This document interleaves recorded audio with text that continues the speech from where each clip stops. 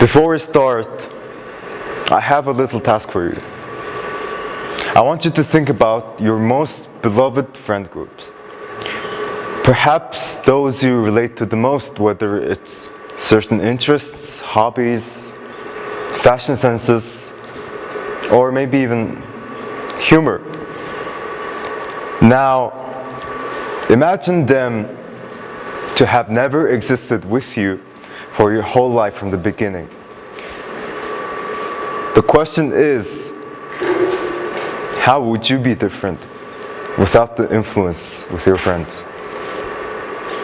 To tackle this question, we may dive into the art of imitation, where we study about the details. Chapter 1. Without inspiration is like a ship without a compass.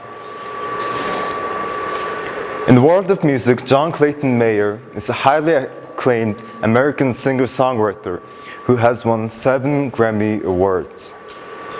And he is often celebrated to be one of the greatest guitar players of the generation. And as a music lover myself, it was natural for me to dig into the insights of how he became such a worldwide music icon. So I watched interviews after interviews, really getting deep into it. And the thing I noticed the most was that Mayer, in almost every single interview, mentioned Sir Stevie Ray Vaughan, his guitar hero, his idol, perhaps his biggest influence. So much so that even the guitar playing habits of SRV had almost transcended over to John Mayer, as his music playing styles, nuances, stage ethics all sort of matched up. And I even found out the man even had a tattoo that said SRV on his left shoulder, and that left me amazed. Chapter 2. To innovate, one must imitate. I quote, "You develop a style when you fail to sound exactly like the person you're trying to sound like." Mayer did not just copy or rip off his heroes. Well, he ripped them off in such ways that would unleash his true own potentials eventually. And how his initial efforts to imitate his own heroes helped him to uncover his own unique identity. As humans, imitating others around us is primarily one of our most natural tendencies. From the earliest stages of human development as babies, we observe and we mimic the behaviors of what's around us.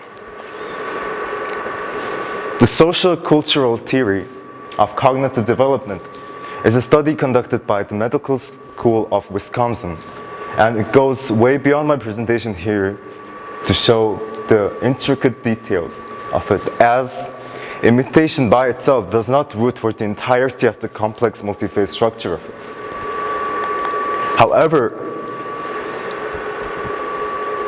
the world around us will be perceived by humans. And there's no shame in it. People, we have our tendencies.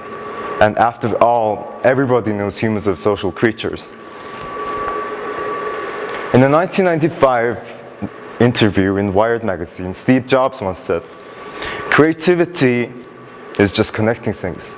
And when you ask creative people how they did something, they would feel a little guilty because at the end, they didn't really do it.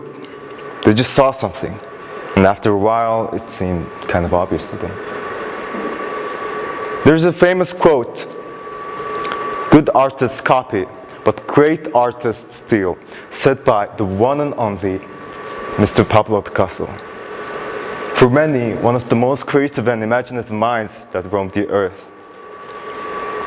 The great martial artist and philosopher Bruce Lee once emphasized the concept of absorbing what is useful, neglecting what's not, and adding uniquely what is your own.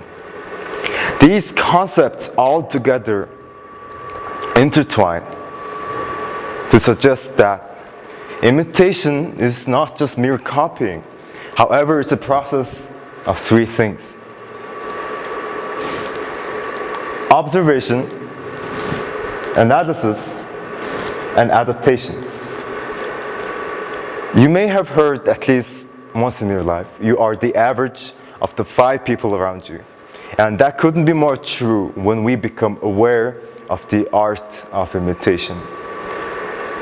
Chapter 3, consciousness. If we look back to the question that I have asked, how would you be different without the influence of your friends? If you relate to me here, I would be a totally different person. Different style, maybe personalities, humor, everything.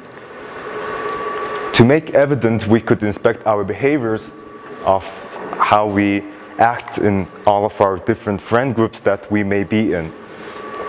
For instance, in one friend group, you could be the tough one, lifting weights with the bros, while simultaneously in another one, you could be the girly pop who loves to chat online until 3 in the morning, and that totally couldn't be me. And the point is, most people are unaware of how we imitate, who we imitate, what are we being influenced by each and every single day. We are unconscious about such things.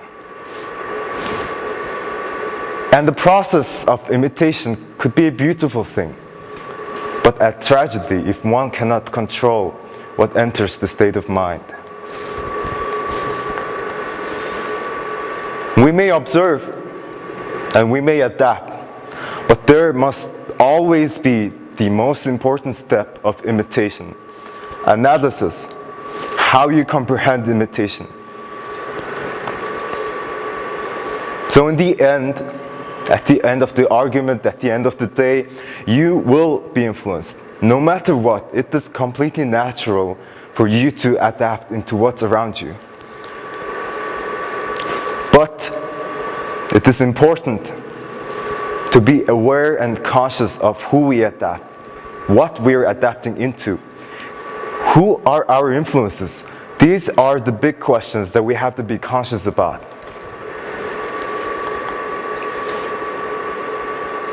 So, I stand here for you all to tell you that you have the conscious power to control what's around you.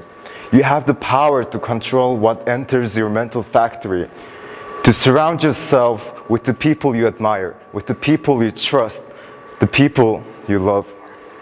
And in the meanwhile, perhaps imitate your heroes until one day you would become your own hero. And thank you.